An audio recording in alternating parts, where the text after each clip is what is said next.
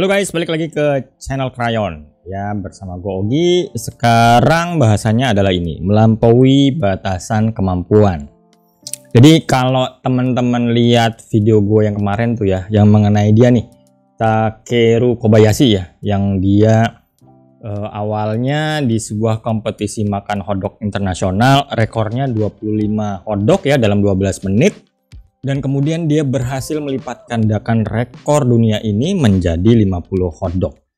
Kok bisa ya yang tadinya keyakinan orang-orang itu manusia dalam 12 menit cuman bisa makan 25 hotdog, terus tahu-tahu bisa double gitu. Nah ini dibahas dalam bukunya dia ya, Think Like a Freak, yang di video kemarin juga gue ambil dari bukunya dia nih. Jadi kalau bisa sih teman-teman sebelum lihat video ini lihat yang sebelumnya deh, gimana persaingan antara si Takeru dengan Cheese Nut ya. Nah kalau yang buku ini kan dia nih pengarangnya ya, si Levitt sama Dubner, mereka mewawancarai si Kobayashi ini gitu loh. Ya mereka menanyai Kobayashi gitu, Kop gitu ya. Siapa sih? Yashi apa sih? Ya pokoknya itulah. Kok lu bisa sih melipat gandakan itu, gimana caranya gitu? Kalau beda-beda tipis logis lah, tapi sampai mendouble 25 jadi gocap itu luar biasa loh. Jadi mereka penasaran. Ternyata jawaban Kobayashi adalah dia menolak untuk meyakini bahwa batas kemampuan manusia makan hotdog selama 12 menit itu cuma 25. Dia sama sekali nggak percaya itu. Jadi dia menolak totally. Kita pasti bisa lebih kok.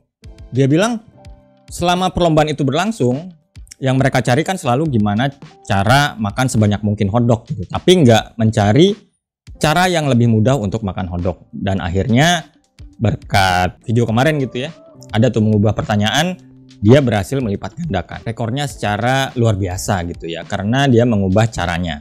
Tapi yang poin paling penting dia bilang ini, dia menolak percaya gitu bahwa batasnya 25, pasti lebih, karena dia bilang batasan kemampuan seseorang itu nggak ada yang tahu gitu sebetulnya, kecuali dirinya sendiri. Bahkan dirinya sendiri mungkin nggak tahu sebelum dia mencoba yang lebih. So dia memberanikan diri untuk mencari cara-cara baru hingga akhirnya batasan itu bisa dia lampaui. Mungkin kalau si Takeru ini sangat-sangat meyakini bahwa batasannya 25 ya, dia percaya yang dari luar begitu saja, mungkin rekor ini nggak akan pecah gitu. Mungkin pecah sedikit tapi nggak sampai double lah. Nah ada juga penelitian mengenai batasan kemampuan ini ya. Tapi sebelumnya teman-teman pernah main game simulator kayak Gran Turismo atau game racing apa nggak? Ada namanya Ghost Mode ya, Ghost Mode. Jadi kita racing gitu sampai waktu terbaik kita saat racing itu. Terus kalau kita ngulang race di tempat yang sama, di track yang sama, ada namanya Ghost ya, yang itu tuh, yang transparan.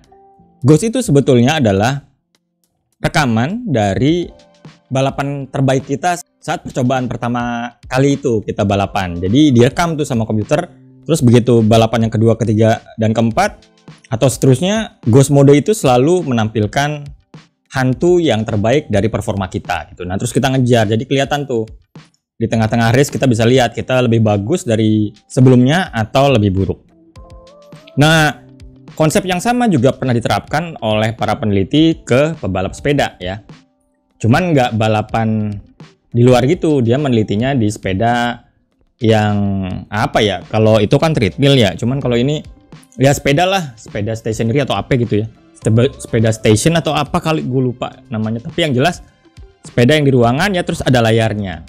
Di penelitian itu sejumlah atlet sepeda, gue nggak nemu angkanya sih ya, tapi di buku itu disebutkan sejumlah atlet sepeda dites sama peneliti ya untuk balapan sejauh 4 km secepat mungkin. Dan kemudian sama metodenya, Ghost-nya disimpan ya, performa mereka terbaik saat itu disimpan.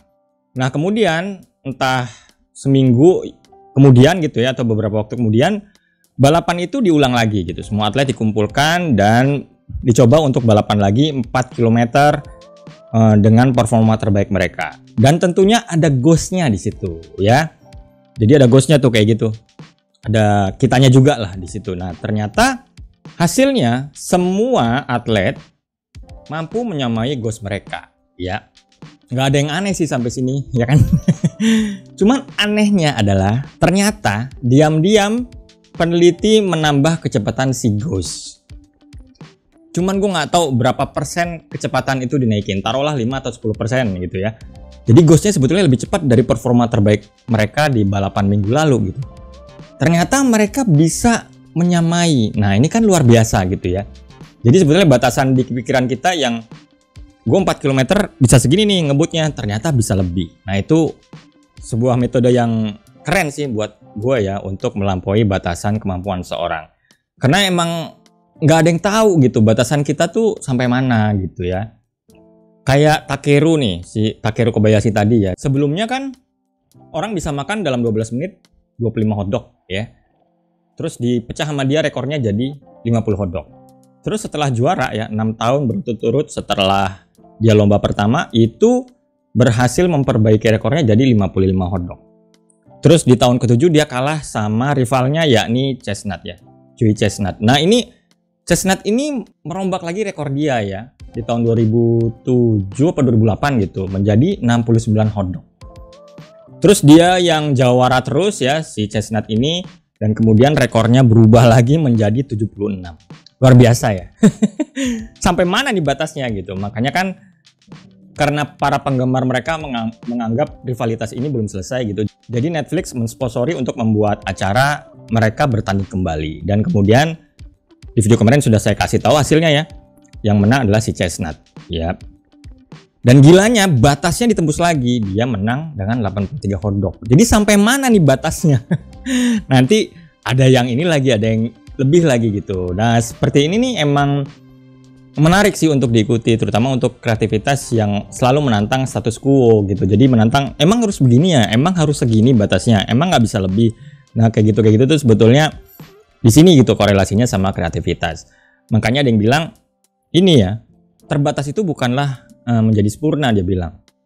Tapi progres melebihi apa yang kita yakini atau yang kita anggap mungkin saat ini. Jadi memang kalau kita mau selami lebih jauh, di mana batas skill kita, batas ability kita tuh sebetulnya nggak ada orang yang tahu persis. Bahkan diri kita sendiri pun nggak tahu persis sebelum kita benar-benar mencobanya ya, sampai push the limit. Makanya ada yang bilang juga, sky is the limit ya, langit adalah batasnya. Terus ada juga di atas langit masih ada langit ya kan. Jadi terus aja gitu, di mana batasnya. Nah, inilah yang kemudian menjadi menarik untuk gue angkat jadi tema kali ini. Oke, itu aja untuk video kali ini, semoga bisa bermanfaat. Terima kasih. Bye.